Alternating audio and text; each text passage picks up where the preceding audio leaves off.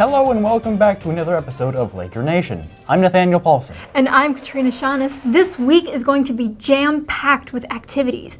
But first, some congratulations are in order. Speech captain Sadaf Nasiri placed third at the speech section meet and will be heading to state competition in Apple Valley this Saturday. Way to go, Sadaf, and best of luck. Wow, Ms. Niemela has really worked on creating a winning team this year. In fact, all of our new teachers have been doing amazing jobs at creating communities here at our school. Our new woodshop teacher, Mr. Lamont, has been having a great year, hasn't he? He sure has. Why don't we take a look? Hi, I'm here with Mr. Lamont, the woodshop teacher. So I was wondering if you could tell me about some of the things that your woodshop offers, like things that are unique about our program. Okay. Some things that are unique about this program are the opportunities that students get to have, the different machines, different tools they get to use. This school does have some unique tools. We have a multitude of different table saws, dado cutting saws, chop saws, miter saws. It's very unique to this program. Some schools aren't as lucky to have all the equipment that we do, so it gives more kids more time to work with the tools instead of waiting for someone to get done with a tool and then being able to work with it. So that's very nice about this program. What can students expect to learn about in your shop class? In this shop class, the first thing students learn about is safety. Safety is number one in the shop class. We go through that the first couple weeks, learn about that, and then usually I start them out with a simpler project just to get their hands dirty, get them active. And then from there, I kind of let them go with it. They draw it out, they plan it out, they tell me how much material they're going to use, they figure out the price of the material, and then they start to build the project, and I help them as much as they need along the way, or as little as they need. So like I said, that's very, it's nice to see some kids, like I said, make really nice projects, and some make some not so nice projects, just depending on their skill level. Depends on what project the kid's going to make. Yeah. So what has been one of your favorite projects that you've seen or that you've done in this year? This year, one of my favorite projects was probably the American flag table AJ made. It's pretty neat, it's pretty nice. He takes a lot of pride in it. That's probably honestly the best part about it is how much pride he takes in making it. You can just see him, every time he looks at it, he kind of gets excited about it, so that's fun to see. And then every time someone comes in here, they see it, it's unique.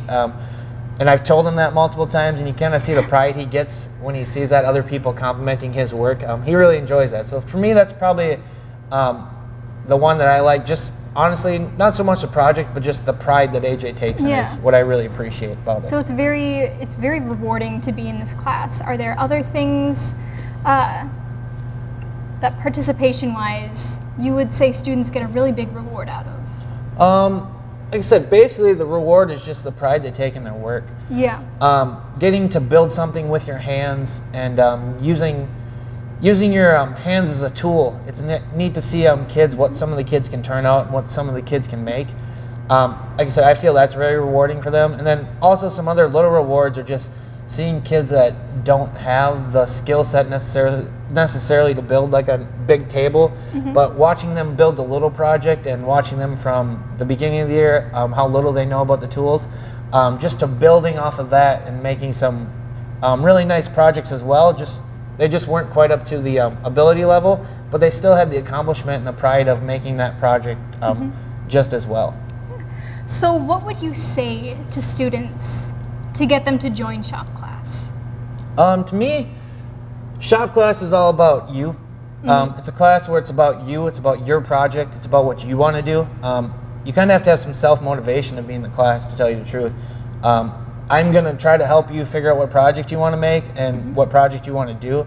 But as far as when it comes to me watching every step, watching every single thing you do, when I have 13, 14 kids each making a project, it's hard to watch every single little kid. So it's a lot about having your own freedom. So I feel this class offers kids freedom from having a teacher watch your every move and what you're doing. Gives them that freedom to work with their hands and honestly make some mistakes. It's kind of fun to watch a kid make a mistake because then they have to figure out how to fix it. That's fun to see as well, because all of a sudden you see that aha moment when they figure out that they messed up, but yet the nice part about wood is most of the times you can find a way to fix it. So that's fun as well. So that's what I mean. It's a good way for them to learn from their mistakes and then for them just to grow as individuals in a class is what I like about the wood shop. Well, thank you so much for talking with me today. You're welcome. And then I said to him, yes, I would like to. And now in Laker news, FFA is currently competing in state convention. 60 out of our 100 students involved are competing in team and individual competitions down at the University of Minnesota until Tuesday. Good luck, everyone. A lot of testing will be going on this week as well. From Tuesday until Thursday, the sophomore class will be taking MCA tests, and the junior class will be taking their ACTs on Tuesday, the 24th. I am so glad to be done with that. Thankfully, I'm a senior, so on the 24th, I don't have school at all. All other students not at home or testing are encouraged to tour a college or have a job shadowing day. Also, coming up this week on the 27th and 28th is the high school spring play, the almost totally true story of Hansel and Gretel. Their performances start at 7:30 p.m. You're in the play this year, right, Katrina? I sure am. I play Amanita Phalloides, the witch that gets pushed by Hansel and Gretel into the oven. Man, getting a role like that must really burn. Oh my gosh. It hurts almost as much as that bad joke did. And now with the mention of ovens, let's move on to a segment that involves ovens being used for their intended purpose, not murder. Hi, and welcome to KLKR in the Kitchen. I'm Billy Hucker. And with me today is a very special guest, Mr. Know-It-All, who is just back from a wonderful trip to Cuba. How was it? It was absolutely exquisite. The food was quite spicy, but nonetheless exceptionally good. Sadly, no Tide Pods, though. Okay. Have you ever baked before? Yes, in fact, I was personally trained in culinary arts by the gourmet chef. I Okay. think I have more than enough experience. Okay, I'll take your word for it. Whatever you say. Anyways, today we're going to make a good old classic chocolate chip cookies. So we are going to start with 1 cup of white sugar.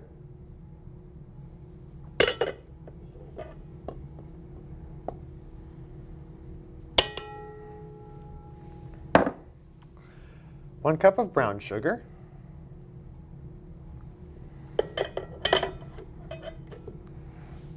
Then we're going to let that mix together a little bit. Don't forget the 1 cup of black sugar. That doesn't exist to my knowledge. Sure it does. I eat it all the time. It's a great snack. Let that stir for about a minute. So now we're going to add 1/2 cup of lard.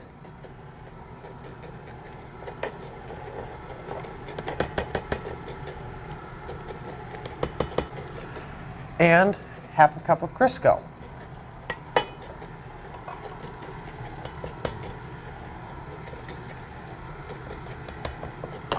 Does tallow work as well? I have some spare candles in my house I can use. Wrong type of fat.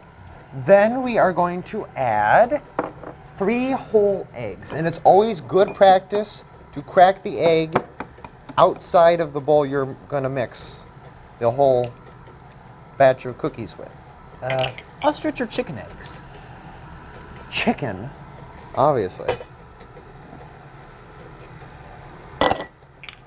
Next, we are going to dissolve 1 teaspoon of baking soda in about 1/2 teaspoon or so of water until it's like a slurry consistency.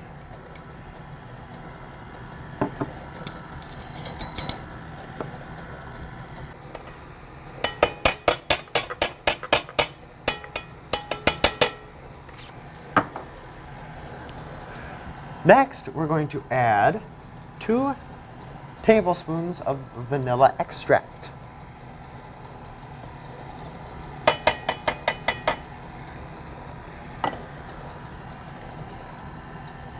After that, we're going to add 3 cups of flour, 1 cup at a time. I actually have some right here. Oh, no, not that kind of flour. All right, then. Here's some more. Not that type either. There. Finally, we're going to add 1 cup of chocolate chips. Are potato chips a viable replacement? No, they are not. So we're going to add these in here. It is going to sound like it's going down a gravel road, but that's perfectly fine. After you add in the chocolate chips, turn off the mixer. Get all the excess batter dough off the beater. Then use some plastic wrap and cover it.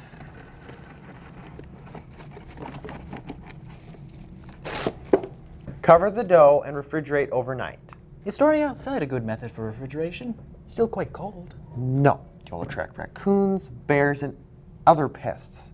And besides, it isn't even winter anymore. Oh, wait.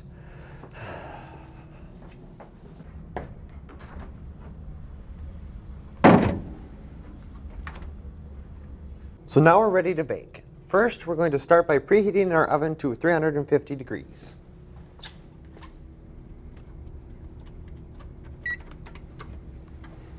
Now we're going to uncover and put them about a teaspoon sized amount of dough. Put that on there and kind of spread it out. They will expand during baking.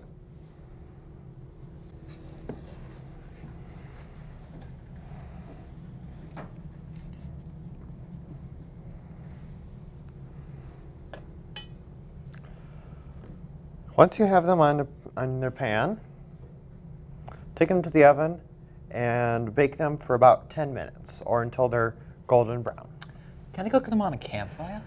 That's actually a pretty good idea. I've heard you can even do it in a Dutch oven. Did you even need to say that it's a good idea? I only have good ideas. Sure you do.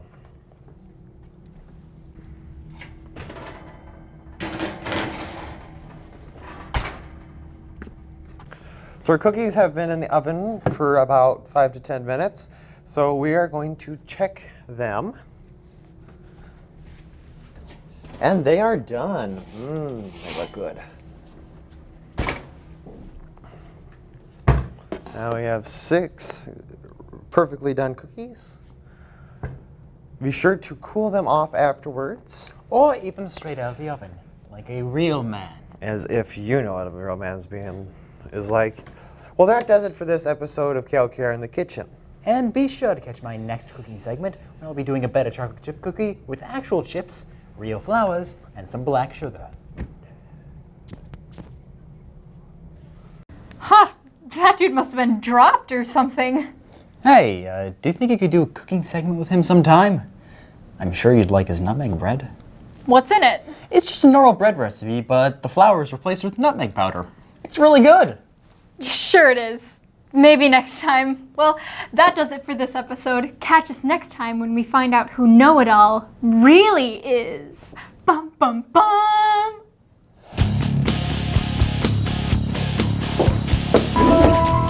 So, Wyatt, ready to cook some chicken parmesan? Yeah. Cool. But there's just one problem. What? I heard you're not that good at cooking, really. What? Well, you know, it's just there's this thing that single guys can't really cook. What's your point? I don't know, Wyatt. Do you have a girlfriend? Oh my God!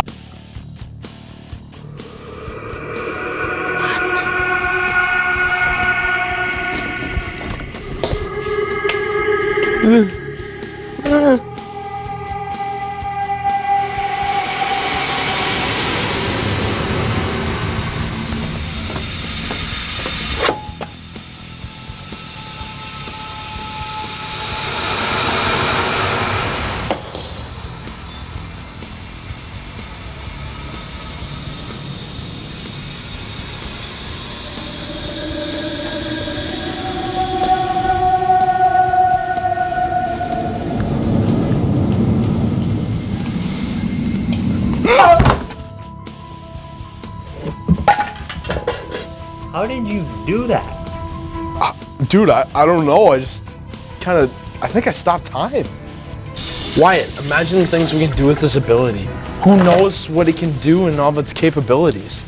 Yeah, that was so random too. Wyatt, it is just like out of the comic books. I mean, this power is amazing. Wait, should we try testing it? Well, sure. Let's do it. Let's try it. see what we can do. I wonder what else you can do with time. Hold on. Well, what do you mean? Like, I can just stop time, isn't that it? Oh, what if you reverse time? Hey, you know, that's actually a good idea. I'm gonna go give it a try. Alright, here we go. That's it, Wyatt. Just a little words back. Oh my god, it's actually working! Whoa! Dude, this is so cool.